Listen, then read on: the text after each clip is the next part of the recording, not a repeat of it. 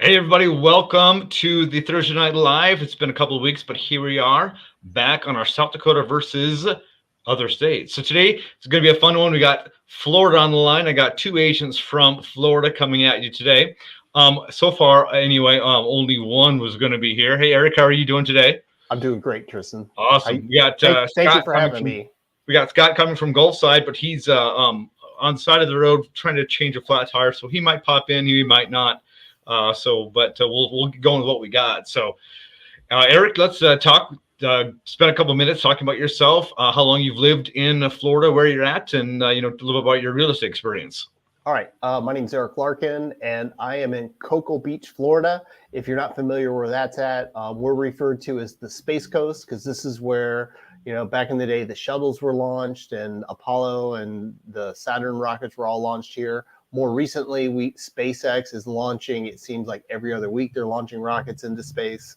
And if you're anywhere in our area, you know a launch is going off, you can just step outside and watch it. We had a SpaceX launch last night. Actually, we were supposed to have a ULA launch this evening, but it was scrubbed for technical difficulties. Let's see, I've been here. My family moved here in the early 80s, so when I was in high school, and I've lived most of my life here in Florida since being here. Did a little stint in Atlanta and a little stint in New York back in my retail days, but I've been here doing real estate since 2003. Awesome. So definitely Southern boy, right? Yes, I was born in New York, but by the grace of God, I was raised in the South.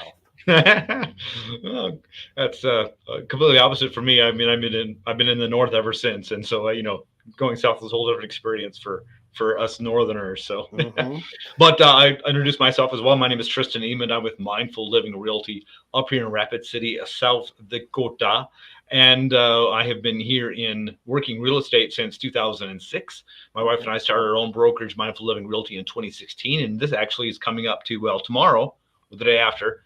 It'll be our fifth anniversary of Mindful Living Realty. So we've been doing this by ourselves for 5 years. So that's kind of exciting.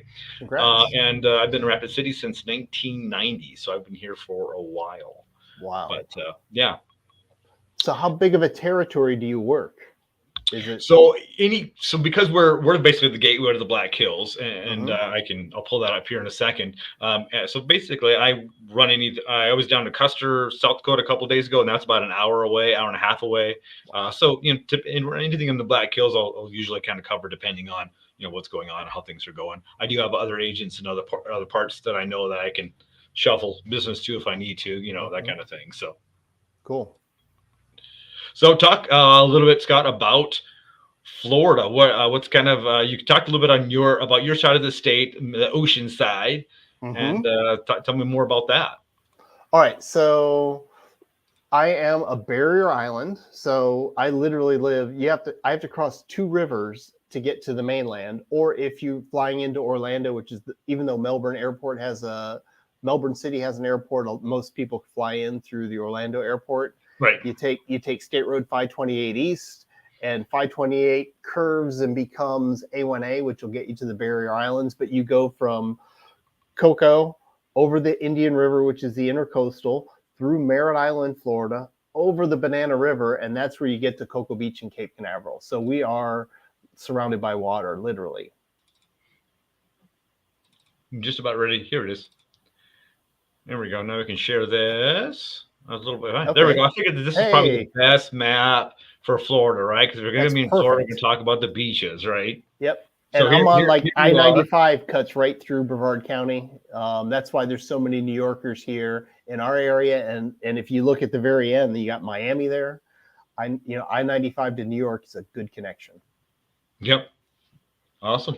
Yeah. So our friend Scott, if he pops up, he's from over here actually it's kind of up here a little bit.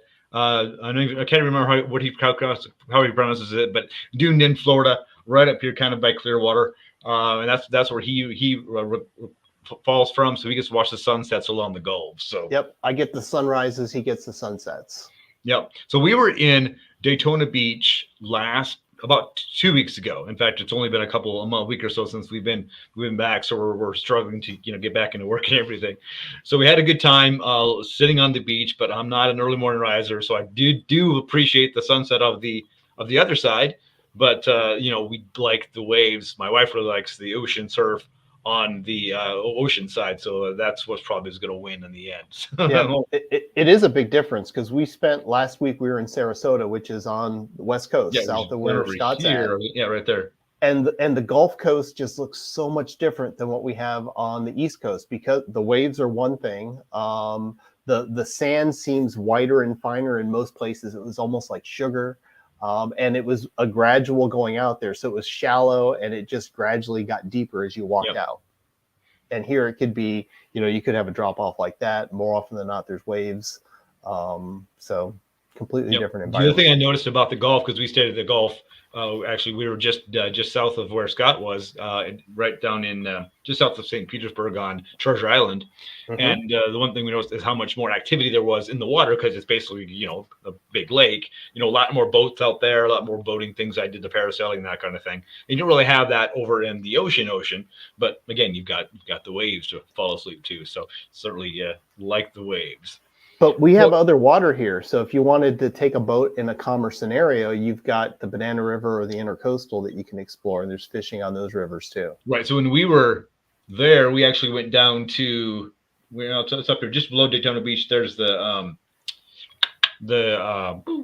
water, not the water tower, but the Ponce de Leon the lighthouse there. And so then we were right around there, and then there's a whole bunch of stuff going on in the Intercoastal waterways right there, where we took a dolphin tour, and from the dolphin tour boat saw the SpaceX launch, which is kind of interesting. Yeah, that was really cool to see. I'd never seen it before, so that was kind of neat to see. Were you close enough to hear the rocket, or did you just see it? Hear it initially, but apparently when it gets out of the atmosphere, then you can hear some booms.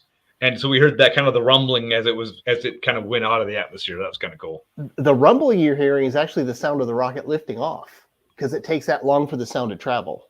Oh, really? Okay, yeah. So then, so at one point we did hear it. It was really kind of cool to watch that. So it was a fun thing to be part of, as well as everything else that we were there for. So I geek out over the launches. I try to set my schedule around it. I'll lose sleep to see a night launch. I've seen your posts are pretty cool. Your posts are pretty cool.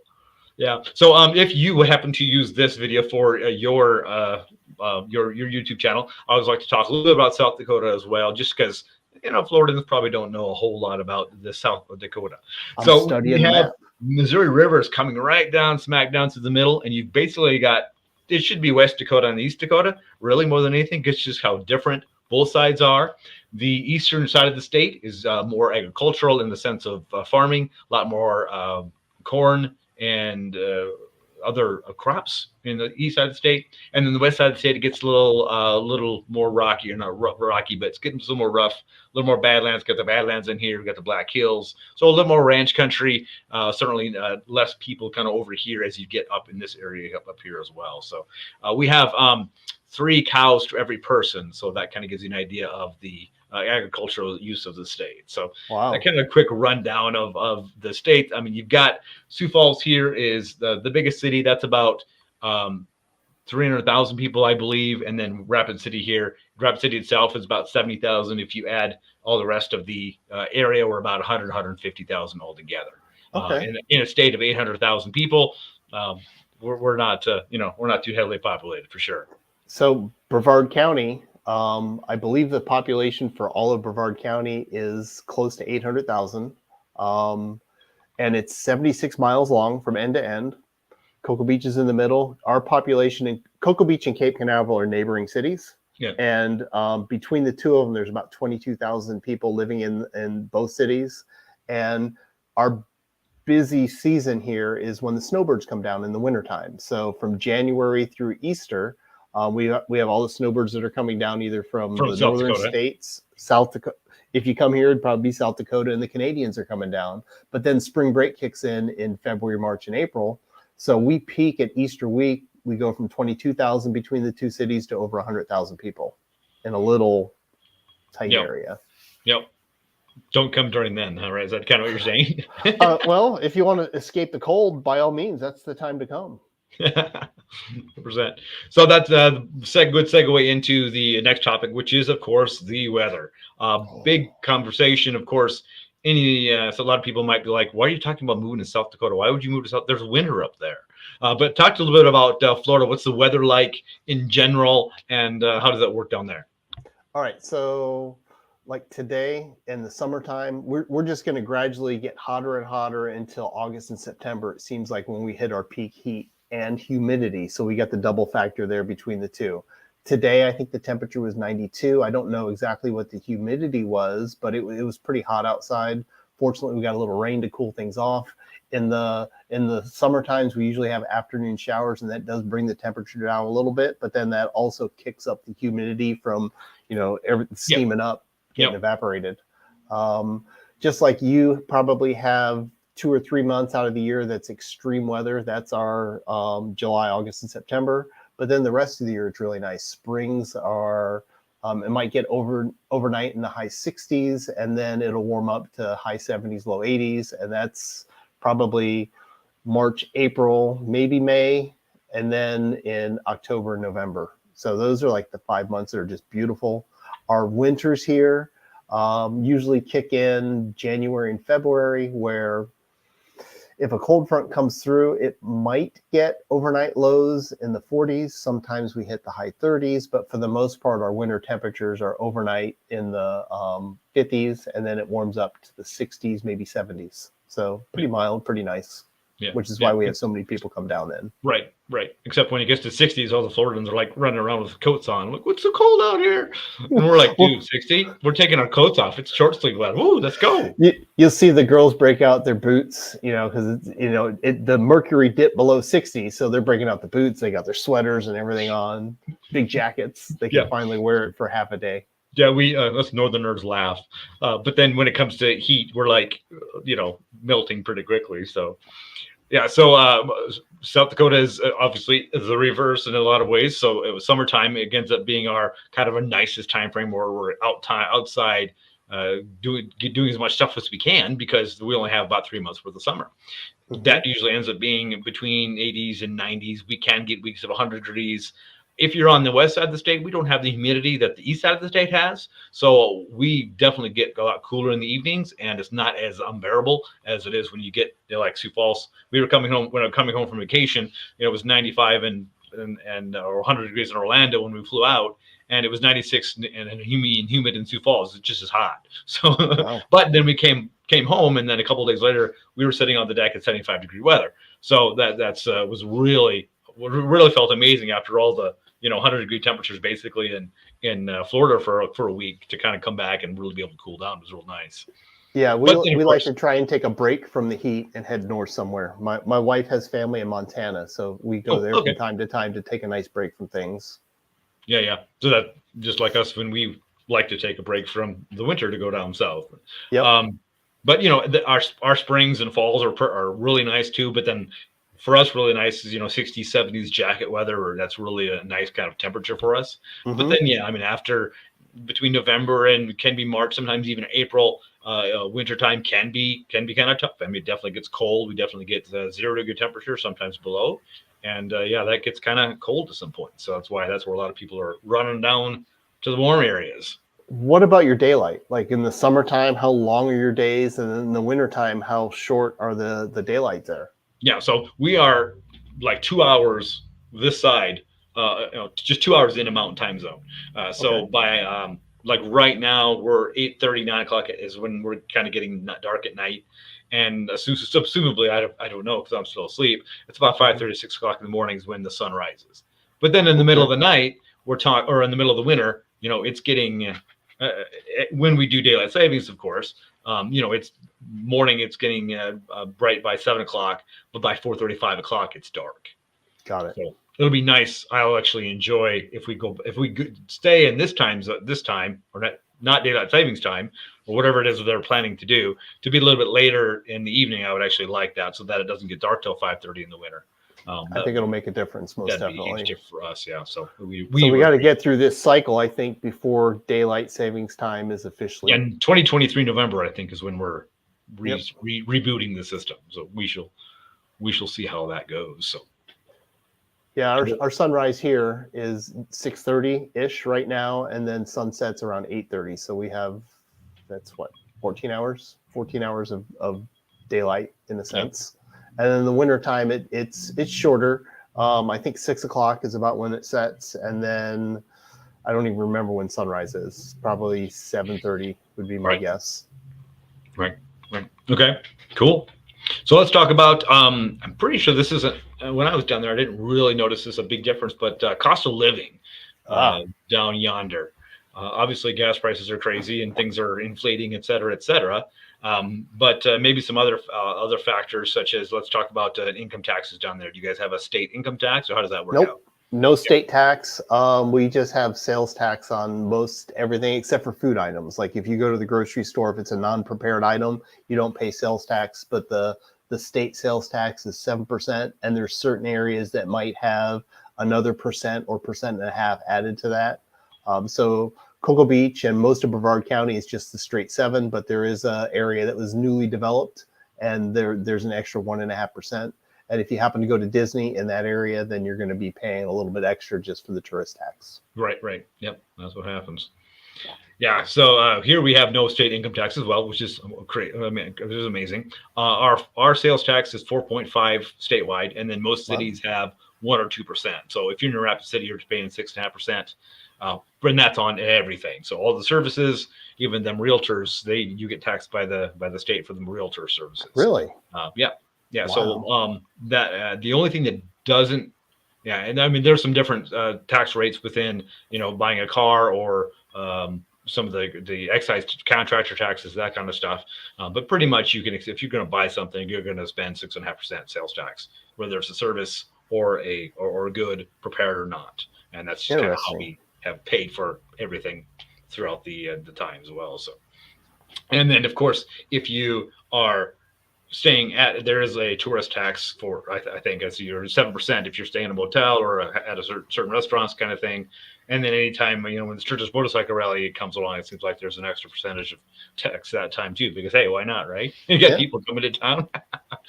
You got to pay for the extra police force and other things anyway, so makes sense. 100%. I mean, there's so much more that needs to be done when you have, we've had, even 2020, we had 200,000 people here for that week. Wow. And then up to 600,000. And I know you're not a stranger to that with Daytona Bike Week, but here they take over the entire hills really, and it's quite the event, quite the experience, but a great economic boost for the area. So certainly something that I don't whine about. I just go hide somewhere. Cool. So as realtors, we need to talk about the real estate market. How's the market? What a question. Yes. So Eric, how is the market? Well, going to crash, right? Crash and burn. Actually, no, we're probably like what you're seeing too, and a lot of other folks that I'm talking to. The market is going through an adjustment, but I don't think it's a bad thing because of just how bonkers and crazy it's been for the last 2 years.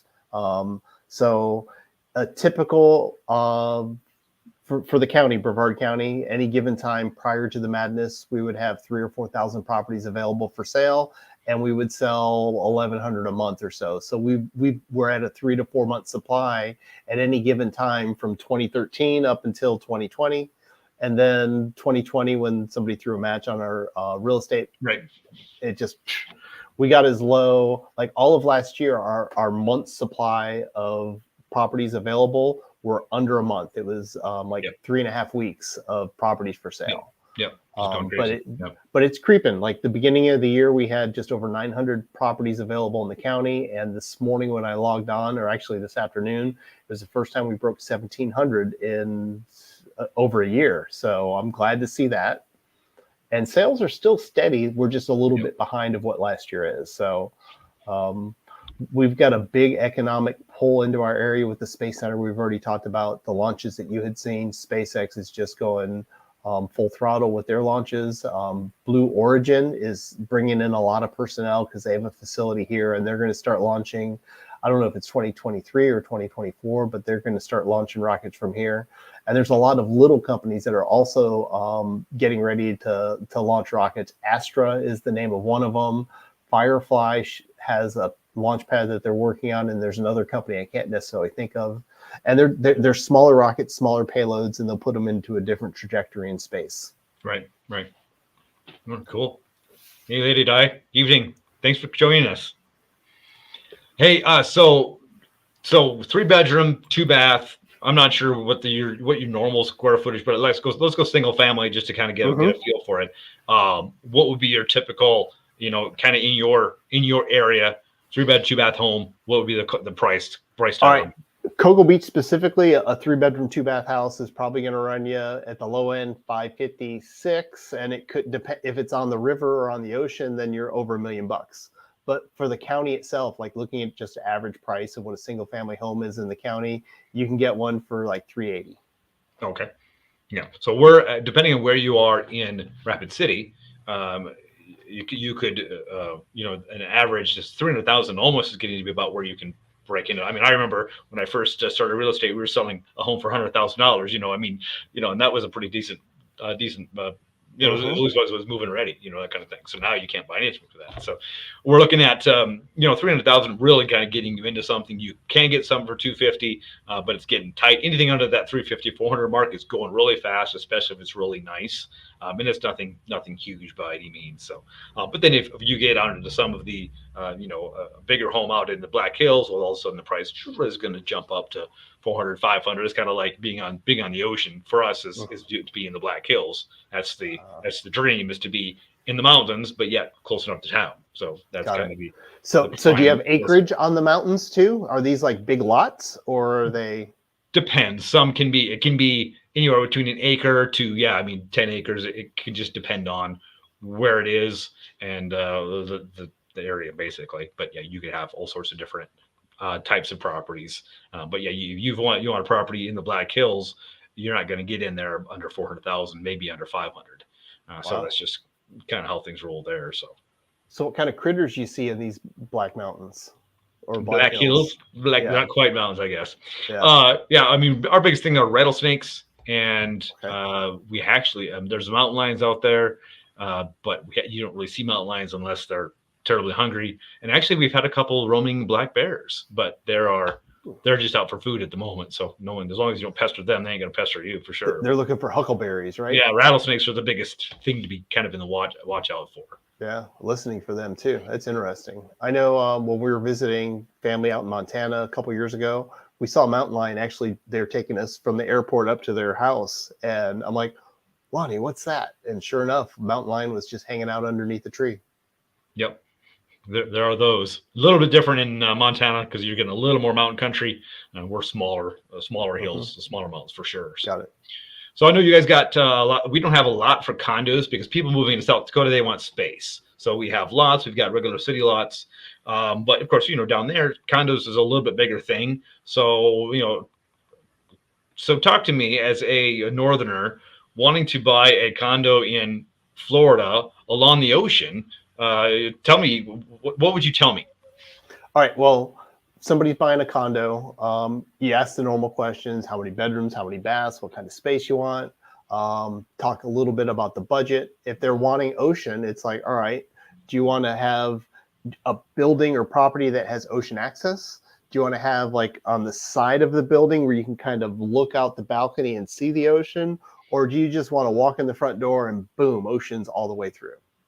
And if you're ground floor on the oceanfront property, we'll just say it's the same 3 bedroom, two Right. bath condo, just different views. So ground floor, you can probably get one of those for 350, maybe 400, depending on the building. If you have a southern view where you're looking at a park or maybe another building, but you can peek and see the ocean, that's four, maybe five. And if you're looking for something direct ocean, it's 600 and up, over $1 million pretty easily.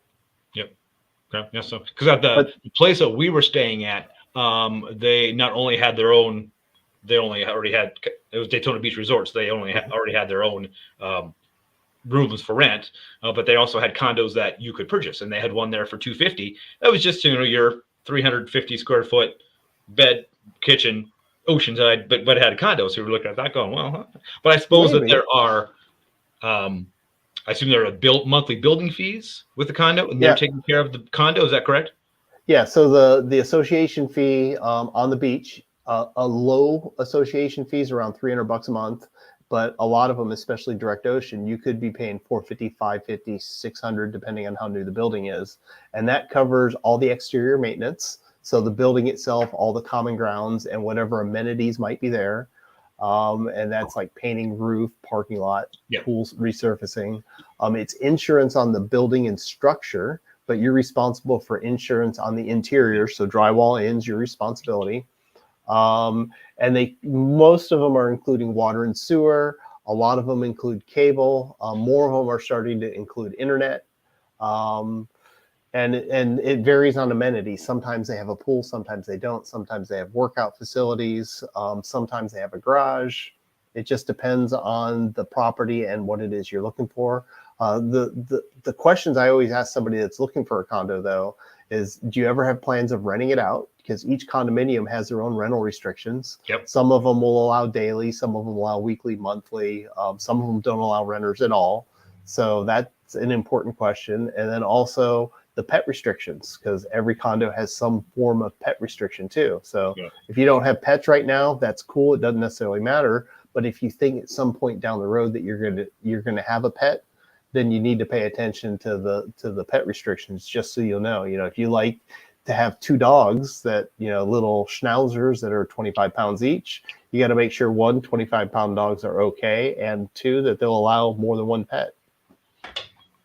Makes sense. Yeah, that was good. Actually, good. My next question, see, not the pets one, but the renting, because you start thinking about that. It's okay, well, because we rented an Airbnb in that building, so obviously they allowed that, and they basically had the main staff pretty much hand you the keys when you got there. It's like, well, this should be simple. But do you know, in general, oceanfront condo? I mean, how often could you rent that in the course of a year? It varies on the complex. So let's say, because Cocoa Beach Pier, on either side of it, there's like 10 condos that you can do daily or weekly rentals. So peak of the year, from January through Easter, you can get a much higher rent, and there's probably a good probability of having 100% occupancy, unless you decide to block out, I want this week for myself, with my family, or whatever it might be. Because what's the point of having it if you're not going to spend 2 weeks there when you can, right? Yeah. Correct. But a lot of folks who are buying them, they're like, well, I can get $4,000 a month for my condo that time of year. Otherwise, during the summer, I might only be able to get $2,000 a month. And I'm just grabbing numbers because I don't do property management. And the short-term rentals are harder for me to get the information, because a lot of the property managers don't put it in the MLS. Yeah. So you got to look at the math to see if it makes sense on blocking out a certain time. And then the Canadians and other Northerners who are coming down that are renting, they usually want to rent for 3 or 4 months. So you can get a block. Isn't a bad deal. Yeah, so that's a good thing. It really makes a lot of sense to have a property manager if you're going to be doing a short-term rental in the area, one that knows their stuff. Not like I could do property manager, but I don't think it's in your best interest hiring somebody that's just kind of doing property management. I'd recommend you talk to somebody who does it full time. Yeah, 100%. Yeah, and we're seeing actually a lot of that happening up here in the Black Hills as well. You'll be surprised. So we like to rent out an Airbnb in the Black Hills every weekend, or every so often for a weekend. But we can, at least wise this summer anyway, we can stay at Airbnb down on the beach in Florida cheaper than you can stay for an Airbnb in the Black Hills. Wow! Only because of the popularity. It's a supply and demand in that scenario. There's plenty of them, but they all get filled. So the right ones will get filled, and they'll have a decent amount of rent for them. But you got to make sure that the property, like you mentioned, the property that you're going to buy will allow that. A lot of covenants are saying, or a lot of communities and more are closing that door, because there's been a lot of activity happening. Now, you and me know that those are going to be some of your best people in the sense of taking care of the property. But I understand the whole neighborhood, these guys are here for a party, and they're not taking care of the place either. So I understand that those different arguments in the process. Yeah, and some of the municipalities here, like Cocoa Beach, is wide open. For a single family home, if it's classified Res 1, you could rent it daily if you wanted to. But then Cape Canaveral, our neighboring city to the north, they have 7-day minimum.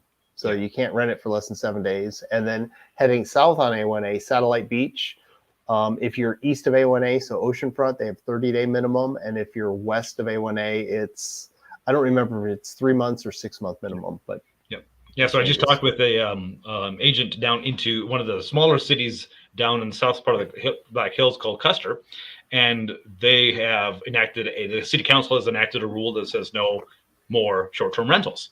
But apparently, the South Dakota Supreme Court has said you can't tell an owner, as long as it's residential, what you can or cannot do with your property. So it's going to be interesting to see how everything kind of falls out after all that, because I can understand where the city is coming from, but very here in South Dakota, we're very, owner and landlord friendly. So, it's the property owner has more rights than the city. You should, in theory, kind of idea. So correct. It depends, because our state has something similar too, where you can't dictate what an owner can do after a certain point in time. So if Cocoa Beach would have what city? Cape Canaveral enacted, I think in 2010, the 7-day minimum. And then the state law went into effect. So they put it in before the state law.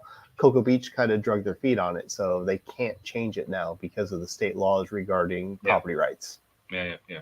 Interesting. Yeah. It's interesting to see what will happen. So I had my next question and it just went. Let's see. Oh, yeah. Look at my notes. What do my notes say? Yeah. I even took notes. So let's see, we talked about the intro, state makeup, weather, cost of living, housing market, favorite 3 things about your state or area. Yeah, actually, I remember what it was. I kind of want to put one more thing in here before we get the favorite thing, 3 things. Okay. When you've talked to us Northerners about moving to Florida, and I'm pretty sure I know most of the answers here, but I'm just curious, what reasons you've got talking with people from the North moving to Florida? Why are they moving to Florida?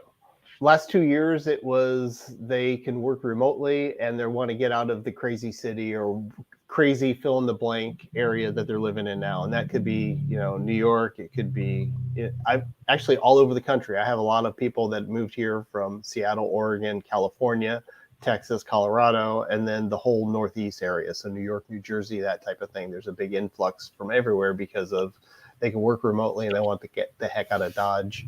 A lot of it is job related. So they're either working at the Space Center at the north end, south end of the county. We have a lot of aerospace stuff like L3 Harris, Lockheed Martin, Northrop Grumman.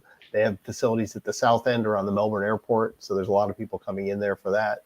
I'm talking to gentleman John from New Jersey. He's a retired cop. And that's just it. He's ready to retire and they're looking to find their retirement home. So they're going to give up. He's got his house up there for sale and he's looking to find a place here. So it's across the board, a bunch of different reasons. But most recently, most people that I've talked with here, and I know a bunch of people that have pulled up stakes and said, I'm leaving. And the reason they're leaving is I'm tired of the cold.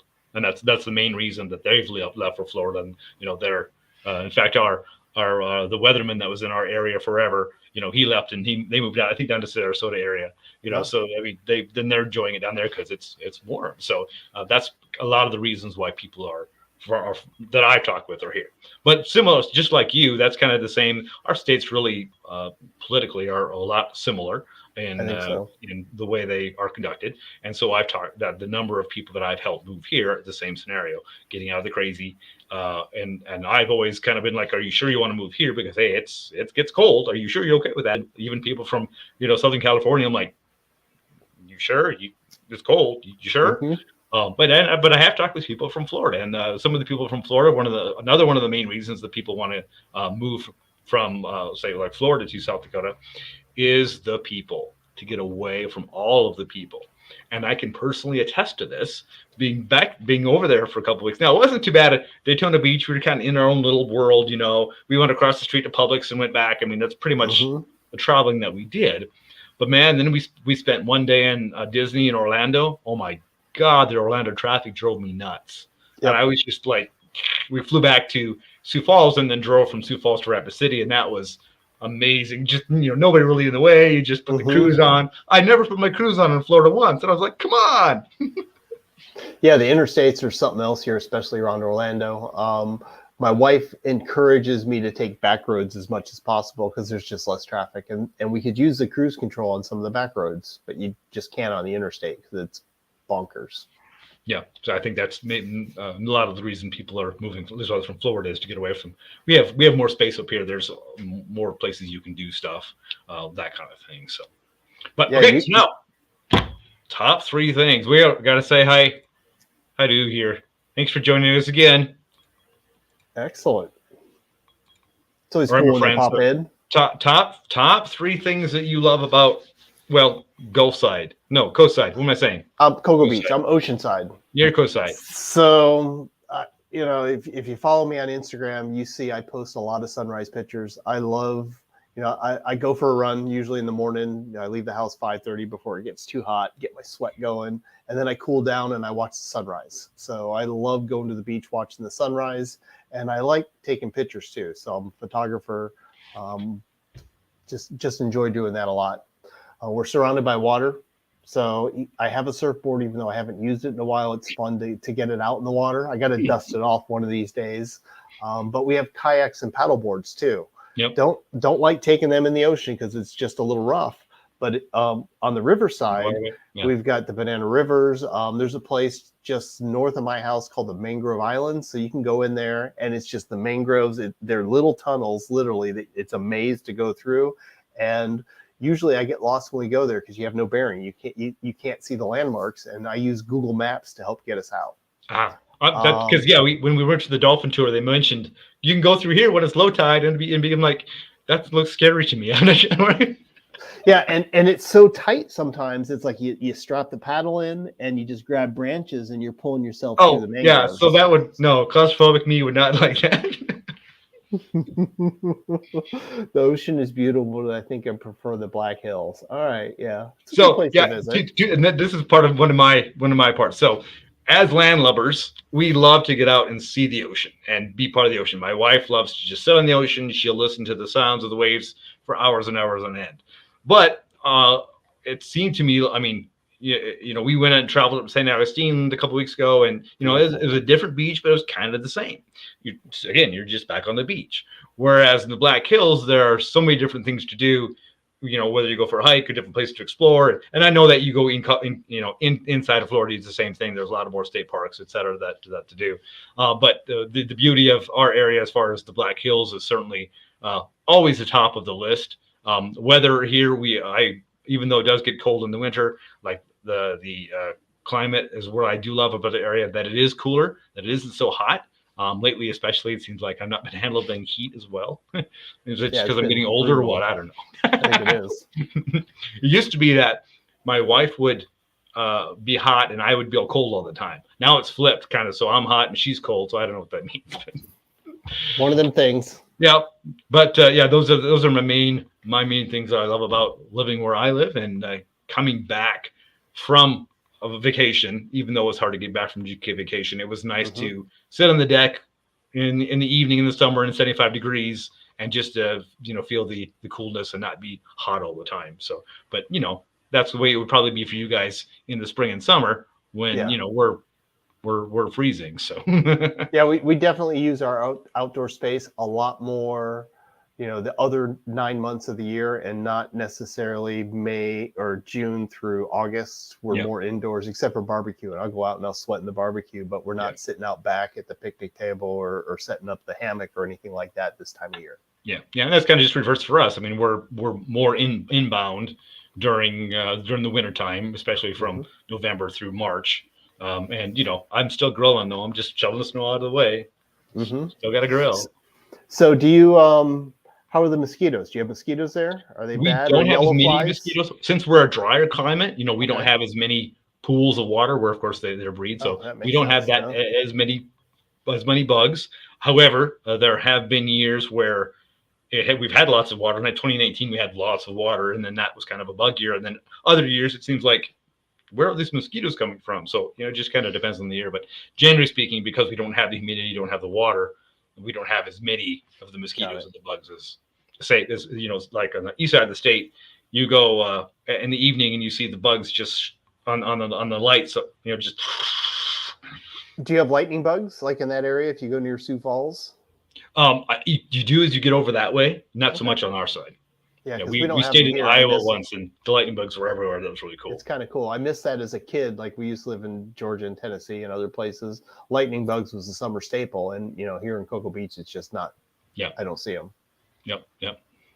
Anything else you want to mention that we did not already talk about? We covered a lot. I mean, we were both kind of fast talkers, which is put a good. lot of- yeah. That's one thing I did notice in Florida where I was kind of like, hurry up. Come on. It depends on the part of Florida too, but usually, I was jazzed and kind of pumped for the talk tonight. So that's probably why I rambled a little bit more than I usually do. Yeah, I definitely got the northern fast talking going on. I think it's a good thing. Now, I think we covered everything. The one thing that I might have mentioned was just the third thing I love is the launches. I can't get enough of the rocket launches, and look forward to seeing every single one that happens. Yeah, that's certainly a lot more of that and all the history of that over there for sure. Yeah, super cool. Yeah, 100%. Well, thanks, Eric. I appreciate you joining me. It was kind of fun. We talked for 40 minutes, man. I mean, and if we would have talked slowly, it probably would have been an hour. What's up with that? Well, then we would have lost everybody. So it's a good All right, thing. Exactly. All right, everybody, thank you for joining us. We appreciate you stopping by and saying hi. We love you all. Have a great day, and we'll talk later. See you guys. Have a good one. Thank you.